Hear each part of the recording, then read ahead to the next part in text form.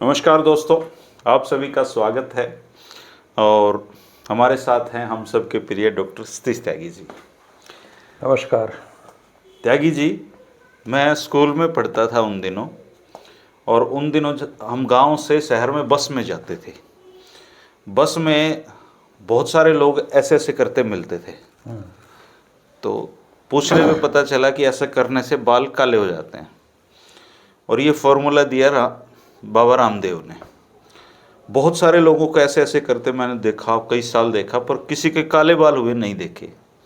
लेकिन स्वामी रामदेव जी ने इस सत्य को भारतीय समाज में स्थापित कर दिया था कि ऐसे ऐसे करने से बाल काले होते हैं, भले ही चाहे ना हो वो। और अब स्वामी रामदेव जी ने एक और चीज़ ईजाद की है, और उसकी चर्चाएं बहुत जोरों पे हैं। और मुझे ऐसा लग रहा है कि कहीं आने वाले समय में गाय और भैंस से ज़्यादा लोग गधी के दूध की डिमांड करने लगे, क्योंकि स्वामी रामदेव जी स्वयं उस दूध को पी चुके हैं। तो चूंकि आप पॉलिटिकल के साथ साथ हम आयुर्वेद पे भी चर्चा करते हैं, और आपको आयुर्वेदाचार्य होने के नाते मैं आपसे पूछना चाहता हूं कि ये जो गधी का दूध है, ये केवल गधों के लिए है या फिर आदमियों के लिए भी है? क्योंकि आज तक ऐसा सुना नहीं हमने कि गधी का दूध मतलब पीने योग्य है। गाय का सुना, भैंस का सुना, ऊँटनी का सुना, बकरी का सुना, पर गधी के दूध का ये कॉन्सेप्ट क्या है? ठीक है, विशुद्ध आयुर्वेद की दृष्टि से बात करते हैं। हाँ जी। क्योंकि स्वामी जी योग और आयुर्वेद के लिए जाने जाते हैं, और पूरे वैश्विक स्तर पे योग के आयुर्वेद के प्रचार प्रसार में उन्होंने बहुत बड़ी भूमिका निभाई है, बहुत बड़ा काम किया है। हमारी स्वदेशी चिकित्सा पद्धति को नए आयाम दिए। उनके आगमन के बाद रामदेव जी के मेरी रुचि उसमें और ज़्यादा बढ़ी, और मैं आयुर्वेद में ज़्यादा रुचि लेने लगा। अब हमारा चैनल भी हेल्थ का चल रहा है, तो हम इस पर बात करते ही रहते हैं इस बहाने। तो रामदेव जी एक ऐसा व्यक्तित्व है कि वो जो भी कुछ कह देंगे वो उसके जनक माने जाते हैं। जबकि जो गधी के दूध की बात है, गधी का दूध तो जब से गधी है तब से दूध है उसका। दूध है, और इंडस्ट्रियल प्रोडक्शन इंडिया में हो रहा है। विभिन्न प्रकार के उत्पाद इससे बनाए जा रहे हैं। लेकिन रामदेव जी ने चूंकि कहा तो वो हवा की तरह चीज़ें फैल गई पूरी तरह, जन जन में ये चर्चा होने लगी गधी का दूध। अब हर आदमी तो जानता नहीं था गधी के दूध के बारे में।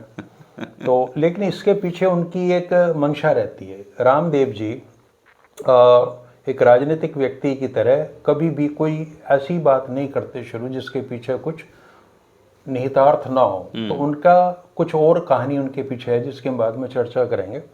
फिलहाल हम आयुर्वेद की बात कर लेते हैं। तो आम लोगों को बहुत ज़्यादा जानकारी है नहीं कि 8 प्रकार का दूध ऐसा है जी। जो मनुष्य के उपयोग में आ सकता है। दूध अच्छा, तो शेरनी भी देती है ना, जितने भी स्तनधारी हैं वो सब दूध देते हैं जी। तो आयुर्वेद ये कहता है कि एक तो गाय, भैंस और बकरी, ये 3 तो सब लोगों को पता है। हाँ जी। बकरी के साथ भेड़ भी आ जाती है। एक ऊँटनी के दूध की बड़ी चर्चा हिंदुस्तान में तब होती है जब डेंगू फैलता है, डेंगू फीवर फैलता है।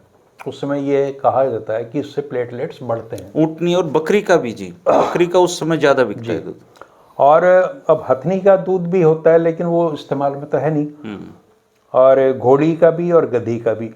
अच्छा जी। अब गधी अचानक से आ गई तो लोग हंस रहे हैं इस बात पे। तो आयुर्वेद में कहा कि घोड़ी और गधी एक कैटेगरी में रखी, और उनको एक शफ कहा गया, मतलब एक खुर होता है उनका। अच्छा। उनका खुर डिवाइडेड नहीं होता। तो एक शफ पशुओं के जो दूध है उसके बारे में उन्होंने बात चर्चा की है। तो दूध के पहले हम सामान्य गुणों की बात कर लेते हैं कि किसी भी प्रकार का दूध है तो ये आयुर्वेद ये कहता है कि उसका रस मधुर होगा और उसका विपाक भी मधुर होगा। मतलब रस का मतलब तो मधुर है ही वो, और विपाक का मतलब ये होता है कि उसका मेटाबॉलिज्म होकर जो एंड प्रोडक्ट बनता है वो भी मधुर है। और स्निग्ध है, चिकनाई तो है दूध में, तो स्निग्ध है। गुरु है, भारी भी है, और शीतल है। कफ वर्धक है, कफ की वृद्धि करता है दूध, आम लोग जानते हैं इस तथ्य को।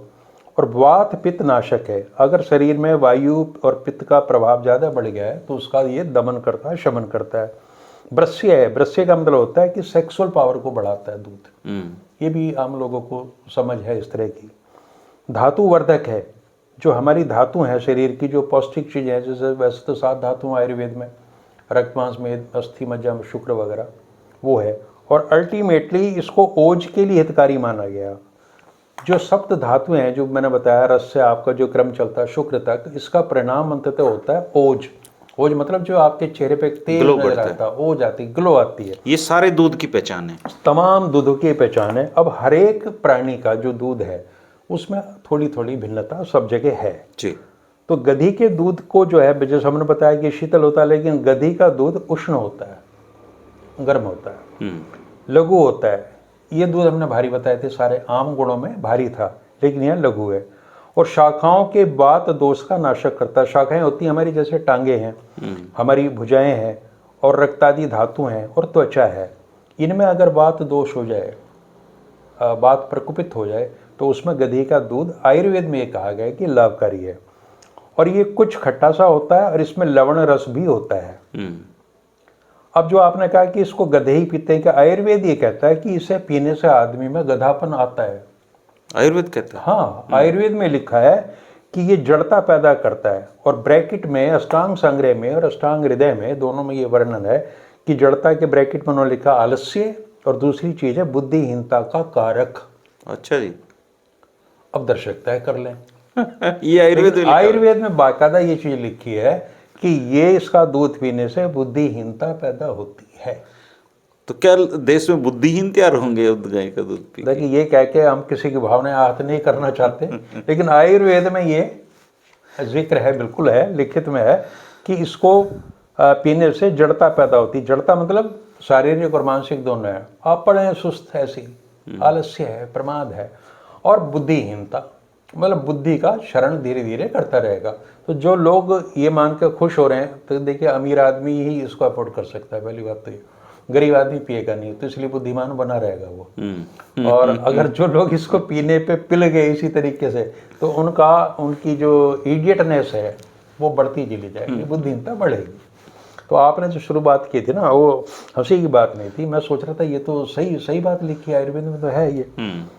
अब इसका क्या है कि होता क्या है इसमें, इससे एक तो कॉस्मेटिक बनते हैं, और उन्होंने रामदेव जी ने कहा कि सौंदर्य को बढ़ाता है ये, ओज को बढ़ाता तो है। मुझे ये लग रहा है कि एक कॉस्मेटिक का यह मार्केट पूरा है। बहुत बड़ा मार्केट है जी भारत। और करीब 150 रुपए की 100 ग्राम की एक टिक्की आती है साबुन की, गधी के दूध की। अब कहीं ना कहीं रामदेव जी ने अपनी बुद्धि का यहाँ इस्तेमाल किया है, चूंकि उन्होंने तो गधी का दूध पिया नहीं, ना उनमें आलस्य है, ना उन्होंने बुद्धिहीनता है। अब पीने लग जाएंगे। ना, वो सिर्फ दिखावा है, एक आध बार पी लिया होगा। अच्छा। और उन्होंने ये तर्क दिया कि इससे जवानी बरकरार रहती है। और तो जवानी तो उनकी लोग उस पर ऐसा तो नहीं है रामदेव जी पहले ही 10-20 हजार गधी खरीद चुके हों? तो और दूसरा इसका जो दावा किया जाता है कि जो बच्चों के रोग होते हैं रेस्पिरेटरी सिस्टम के, दमा हो गया, बार बार जुकाम होना, खांसी होना, इसमें वो कोई इम्यूनिटी प्रदान करता है। ये चीज़ें आयुर्वेद में है।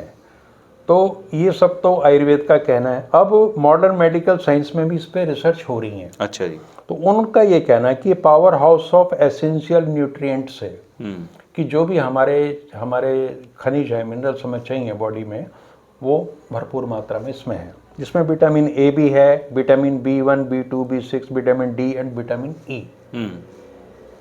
विटामिन ई की वजह से ही इसकी त्वचा में ग्लो आता है, उपयोगिता है। ईजिली डाइजेस्टेबल है, सुपाच्य है। जैसे भैंस का दूध आपको पीने में तो पचने में बहुत टाइम लगेगा, लेकिन गाय का दूध अपेक्षाकृत कम समय में हो जाता है, वो सुपाच्य है। तो उस अनुपात में ये ईजिली डाइजेस्टेबल है और हाइपो एलर्जेनिक है। अन्य दूधों से लैक्टोज इंटॉलरेंस हो सकती है, बहुत कॉमन है लैक्टोज इंटॉलरेंस, एलर्जी वगैरह। तो इसके पीने से बहुत कम संभावना है कि कोई किसी तरह की एलर्जी हो। और इम्यूनिटी बढ़ाने वाले जो कंपोनेंट्स हैं उसको ये बूस्ट करता है। मॉडर्न मेडिकल साइंस ने ये चीज़ें मानी है।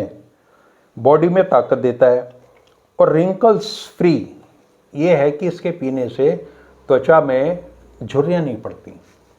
ऐसे भी प्रयोग हो रहे हैं। एंटी इन्फ्लेमेटरी है, सोजिश कम करता है बॉडी में, और एंटीबायोटिक प्रॉपर्टीज़ भी हैं, बैक्टीरियाज को ख़त्म करता, और एंटी एजिंग जो जवानी मतलब बूढ़ा होने की प्रक्रिया है उसको थोड़ा धीमा कर देगा। ये चीज़ें रिसर्च में पाया गया कि ये प्रॉपर्टीज़ गधी के दूध में हैं। लेकिन सवाल ये होता है कि ये तमाम चीज़ें तो बहुत सस्ती चीज़ों में भी उपलब्ध हैं। अच्छा जी। इसके लिए कोई गधी का दूध पी के आप जवान रहेंगे ऐसा कुछ नहीं है। आयुर्वेद में ऐसे बहुत योग हैं जिससे आप अपनी जवानी को बरकरार रख सकते हैं, और उसको एक पूरी विधा है जिसे हम कहते हैं रसायन। रसायन का मतलब रेजुवेनेशन थेरेपी, कि आपकी उम्र लंबे समय तक तो नहीं लेकिन ठहर जाएगी। आप 70 साल की उम्र में 50 के लगेंगे, 60 की उम्र में 40 के लगेंगे। ऐसी व्यवस्था आयुर्वेद में है, ऐसी तरह के योग हैं। अब बात करते हैं बिजनेस मॉडल की। अच्छा। होता क्या है कि रामदेव जी के, मैंने कहा कि एक ऐसे वो पेश करते हैं रहस्य उद्घाटन, कोई नई चीज़ बता दी हो अब उनके लिए, इसके लिए भारत रत्न मिलना चाहिए। तो चीज़ें बहुत लेवल पर चल रही हैं। मुझे ये लग रहा है कि रामदेव जी जो एग्जिस्टिंग व्यापार है गधी के दूध का, उस पर आप कब्जा करेंगे। चूँकि अभी तक इतनी महंगा है गाय का दूध, इसका गधी का दूध, कि 12,000 रुपये लीटर तक मिलता है। 3,000 रुपये लीटर वाली भी बात आती है, लेकिन वहाँ तक है। और एक राजस्थान का परिवार है, वो 8-10 गधी साथ लेके चलता है और उनका दूध निकालता है और 10 ml 120 या 25 रुपए का बेचता है। अच्छा जी।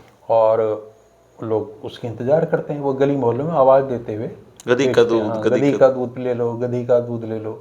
तो जो महिलाएं हैं वो अपने लिए तो बेशक, ग्रामीण क्षेत्रों में तो सौंदर्य का इतना ध्यान कौन रखेगा, लेकिन बच्चों की सेहत के प्रति वो थोड़ी जागरूक हैं। तो कोई 10 ml पिलवा लेती होगी, इतने पैसे भी नहीं होते। तो उनका एक मॉडल तो वो चल रहा है। एक मॉडल क्या चल रहा है कि एक कंपनी है जो 3 लाख रुपए लेती है और आपको कुछ चीज़ें देगी। वो आपसे 3 लाख रुपए लेगी और आपको 3 गधी देगी और 3 गधी के बच्चे देगी। अच्छा जी। फ्रिज देगी साथ में, एक खाली बोतलें देगी। अब जैसे ये मदर डेयरी वगैरह दूध इकट्ठा करती हैं, उस तरीके की चीज़ें हैं। और ये सब देने के बाद में जब वो गधी दूध देना शुरू करेगी तो 2,000 रुपये लीटर के भाव से वो उत्पादक से खरीदेगी। अब इसका गणित ये है कि एक जो है 500 से 700 ml दूध देती है गधी, बस इतना ही देती है। चूँकि बहुत कम है तो इसलिए इसकी डिमांड भी ज़्यादा है। तो एक यूनिट तो ये मतलब इस तरीके का है, ये व्यापार चल रहा है। कितने रुपए बचत निकालते हैं वो साल की? अब ये तो कहना मुश्किल है, 1.5-2 लाख रुपए, 2,000 रुपये आराम से हो जाएगा। और अब ये ना, इसकी जो प्रोडक्ट बनेंगे, जैसे इससे चीज़ बनेगा, पनीर बनेगा, इसकी दही बनेगी और इसका साबुन बनेगा, और रामदेव जी पता नहीं क्या बनाएंगे, ये भी देखने वाली बात है। कुछ अलग चीज़ रामदेव जी कुछ अलग ही बना देंगे। और हो सकता है कि वो गोमूत्र जैसा आता है ना कि च्यवनप्राश चांदी सोना युक्त, तो हो सकता है कि उनकी अधिकांश दवाइयाँ जो हैं वो ऐसी आ जाएं, नीचे लिखा हो गोमूत्र युक्त, गधी मूत्र, गधी दूध युक्त। हाँ, गधी दूध युक्त। हाँ, मूत्र का, गधी का वो उसका भी आ जाएंगे, उसके बाद में इसी पाएंगे वो। मूत्र भी तो देती है ना गधी। तो वो जो एक मोनोपोली हो, वैसे ऐसे देश में बहुत सारी संख्या ऐसी है, अगर वो कहें कि गधी का मूत्र पीना चाहिए तो पीने लग जाएंगे लोग। अरे जब मोरारजी देसाई हमारे प्रधानमंत्री रहे थे, उन्होंने कहा कि मैं स्वमूत्र इस्तेमाल करता हूँ, सुबह सुबह उठ के अपना ही मूत्र पीता हूँ। तो बड़ा इस पे कोराम, हालांकि चिकित्सा है वो उसमें, लेकिन वो तब होती थी सर जब सारी चीज खाद मुक्त होती थी। हाँ। वो उस दौर की चिकित्सा है। अब तो अगर कोई आदमी अपना यूरिन पिएगा बीमार हो जाएगा। हमारे चौधरी देवीलाल को भी एक्जिमा था और शायद मोरारजी देसाई ने उनको कहा या उनसे प्रेरणा ली कि चौधरी साहब ने भी उसका इस्तेमाल किया, ऐसा कहते हैं। कहा बिल्कुल। अच्छा। तो उनका एक्जिमा ठीक हो गया। अब पता नहीं कैसे ठीक हुआ, इस पर कोई शोध तो हुआ नहीं है। तो ये चीज़ें शुरू से चलती आ रही हैं और रामदेव जी में ये शिफ्ट है कि वो जो कह देंगे, उनके पास देखिए एक मार्केट तैयार है, उन्हें नया मार्केट नहीं चाहिए।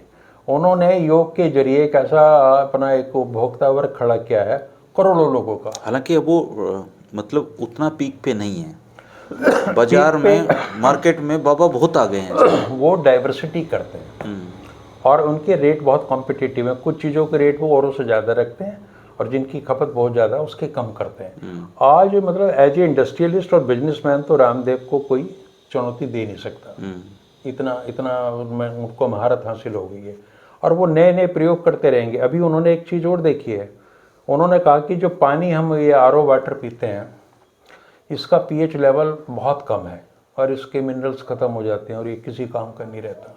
तो उन्होंने एक प्रयोग कराया अपने ही वैज्ञानिकों से, जो उनके घरेलू वैज्ञानिक हैं, कि उन्होंने पीएच बढ़ाने के लिए पानी में एक भस्म डाली, जो अग्निहोत्र भस्म होती है उनकी, और उससे पीएच बढ़ गया। उन्होंने मीटर पे दिखाया कि पानी का ये आरओ वाटर का, और ये हमने इसमें डाली तो इससे इतना हो गया। अब आम आदमी जो उनके उपभोक्ता हैं, जो करोड़ों की तादाद में है, तो वो तो अपने घर में आरओ का पानी पीना बंद करेंगे, क्योंकि पीएच बता दिया कि उन्होंने। तो अब भस्म डालोगे आप, राख डालोगे तो वो एल्कलाइन हो ही जाएगा। तो अब वो भस्म भी बेचेंगे, क्योंकि बहुत सारी भस्म आती होगी वहाँ, तो रात दिन हवन यज्ञ चलते रहते हैं, तो उस भस्म को भी बेचेंगे।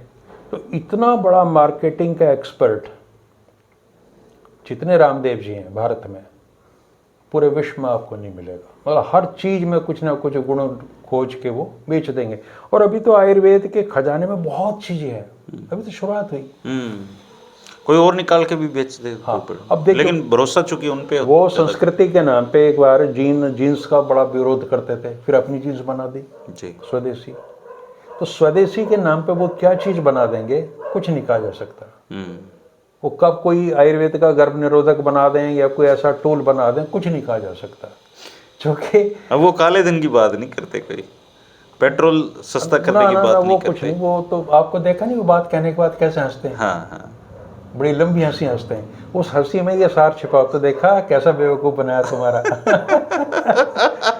रामदेव जी एक बार क्या क्या कहते, हंसी में क्या छिपा होता है? हाँ, अजीब सी बात करेंगे तो उसमें एक मैसेज ये जाता है कि देखा ये मुझे बेवकूफ समझ रहे हैं, अरे मैं हरियाणा का हूँ, और हरियाणा का गौरव है भाई रामदेव जी। तो कहाँ उन्होंने शिक्षा में, स्वास्थ्य में, वस्त्र में, पता नहीं क्या क्या चीजें कर देंगे। तो ऐसी गधी का दूध है। अब ये चूंकि 150 रुपए की साबुन आ रही है, अब उसको मेरे ख्याल से जब ये लाएंगे, इनका आने वाला है सौंदर्य उत्पाद, और भागे फिरेंगे लोग लेने के लिए। तो ये मेरे लगता है कि 100 रुपए की या 85 रुपए की कोई टिक्की आएगी मार्केट में आने वाली। हो सकता बन भी गई हो, और ये बात में उन्होंने रहस्य उद्घाटन करा है। तो अब जो अफोर्डेबिलिटी का बात है कि अब 150 रुपए की, तो कौन 80 रुपए वाली, जो भारत का मिडिल क्लास है और जो सौंदर्य के प्रति जागरूक हमारी माताएं बहनें हैं, तो उसका इस्तेमाल करेंगी। फिर उन्होंने पूछा अपने उसमें जो वीडियो में, अरे वो कौन थी रानी जो यूज करती थी, गधी के दूध में नहाती थी? वो जी वो मिस्र की थी, क्लियोपेट्रा। हाँ, क्लियोपेट्रा है ना, और वो दुनिया की सबसे खूबसूरत महिला थी। अब जब महिलाओं को ये पता चलेगा कि हम वो चीज इस्तेमाल कर रहे हैं जो मिस्र की रानी क्लियोपेट्रा यूज करती थी, और वो हमें मात्र 50 रुपए में, 100 रुपए में मिल रही है। अगर क्लियोपेट्रा का साहित्य अगर रामदेव जी ने पढ़ा हो ना, तो वो भी अजीब सी बात है। रामदेव जी ने एक जगह कह रखा कि मैंने वेद, उपनिषद, पुराण, महाभारत, गीता मुझे कंठस्थ है, महाभारत, भागवत भी कंठस्थ है, ये पढ़ा है वैसे तो, लेकिन उसके बाद उन्होंने बहुत अध्ययन किया है। रामदेव बनने के बाद उनका अध्ययन बहुत विशाल है। वो पढ़े लिखे लोगों को अपने पास बिठा लेते हैं और फिर उनकी बातें सुनते हैं, है ना। अब जिस तरीके से बीमारी के नाम एक सांस में बता देंगे, है ना, हाई ब्लड प्रेशर, ये कोलेस्ट्रॉल, थायराइड, 50 बीमारियों नाम एक सांस में मेरे से नहीं होती है, लेकिन एक ही धुन में वो कह जाएंगे। तो इससे एक इम्प्रेशन पड़ता है लोगों पे कि ना केवल आयुर्वेद बल्कि आधुनिक चिकित्सा विज्ञान में भी स्वामी जी सिद्धस्थ है, पूरे ज्ञानी है। तो ये तो इतना बड़ा कॉम्बिनेशन है, डेडली कॉम्बिनेशन है, ज्ञान का और बाजार का ये मॉडल है, और ऊपर से सत्ता का संरक्षण है। रामदेव जी कुछ भी कह दें, कोई फर्क नहीं पड़ता। तो भगवान उनको स्वास्थ्य लाभ तो नहीं, दीर्घायु दे, और वो इस तरह के प्रयोग करते रहे, और इस बहाने आयुर्वेद योग जन जन में प्रचलित। लेकिन ये बहुत कंफ्यूजिंग है, आयुर्वेद तो कह रहा है कि ये जड़ता पैदा करेगा, मॉडर्न मेडिसिन कह रही है कि ये इसमें गुण ही गुण है। मैंने तो शास्त्र की बात की है, तो स्वामी जी तो शास्त्र को मानने वाले हैं। स्वामी जी सेलेक्टिव बात करते हैं। स्वामी जी को मैं तो अष्टांग हृदय से ये बात उठा के कह रहा हूँ, उसमें बाकायदा लिखी है, जो वो पढ़ते हैं वही मैंने पढ़ा है। वो तो विधिवत आयुर्वेदाचार्य भी नहीं है। तो मैंने, जब आपने ये मुझे विषय दिया था, तो मैंने इसका अध्ययन किया बाकायदा। मैंने पीडीएफ से अष्टांग संग्रह और अष्टांग हृदय दोनों पढ़े बागवट जी के। और उसमें ये लिखा है जो मैंने आपको बताया कि जड़ता पैदा करता है, आलस्य और ओब्लिक बुद्धिहीनता। अब बुद्धिहीनता का मतलब एक तरीके से क्या होगा, है ना, सब जानते हैं क्या होगा। लेकिन आज का दौर ऐसा है कि सौंदर्य बरकरार रहना चाहिए, बुद्धि उद्धि की कोई लंबी छोटी जरूरत रह नहीं। जरूरत नहीं है ना। हैं? आदमी टिप टॉप दिखना चाहिए, हाँ बिल्कुल बिल्कुल, बुद्धि हो या ना हो उसकी कोई बात नहीं है। तो बिना बुद्धि तो पता नहीं क्या क्या चलाया जा सकता रामदेव है। जी को एक डिस्क्लेमर अभी दे देना चाहिए जो हम बता रहे हैं कि भाई ये गधी का दूध जो है थोड़ा सा दिमागी सुस्ती भी पैदा करता है, आप निर्णय लेने में उतने सक्षम नहीं रह पाते और बेवकूफ़ी की बातें करेंगे। वैसे एक आपको चलते चलते चुटकुला सुना दूं। हाँ जी सुनाइए जी। दो गधे घास चर रहे थे और एक गधे ने कोई बात कही जो दूसरे गधे को डाइजेस्ट नहीं हुई, तो उसने कहा कि चल हट आदमी कहीं का। तो आप ये मत मानना कि केवल ये बुद्धि पे एकाधिकार केवल मनुष्य एक आदमी का है। बस में चढ़ रहा था, हाँ, एक गधे ने उसको लात मारी, जी। वो आदमी बस से नीचे उतरा, गधे को एक लात मारी कि इस दुनिया में तू अकेला गधा है।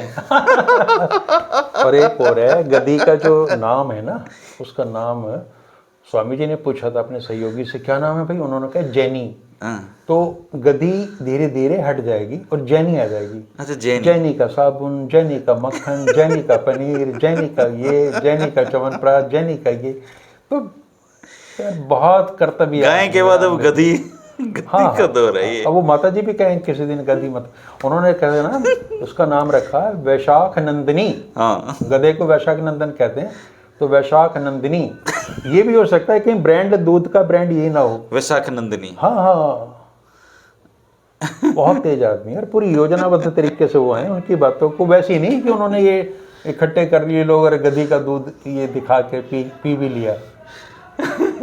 दोस्तों त्यागी जी ने बड़ा देखो कितना रिसर्च किया है इस पे, और त्यागी जी के रिसर्च के अनुसार आयुर्वेद ये कहता है कि गधी का दूध गधों के लिए है और ये जड़ता और आलस्य और बुद्धिहीनता पैदा करता है, लेकिन मॉडर्न मेडिसिन इसको गुणों की खान बता देती है।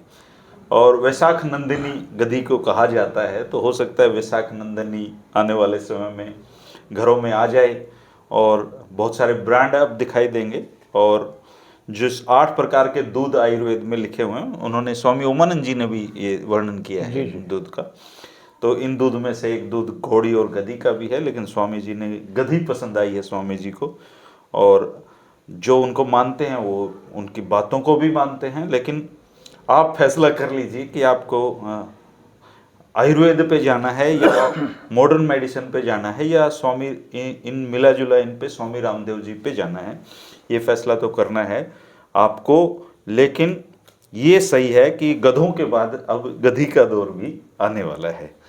आप क्या कहेंगे इस बारे में कमेंट कर सकते हैं, और जो साथी पहली बार वीडियो देख रहे हैं वो चैनल को सब्सक्राइब कर लें, पुराने साथी बने रहें। और शुक्रिया, नमस्कार। नमस्कार।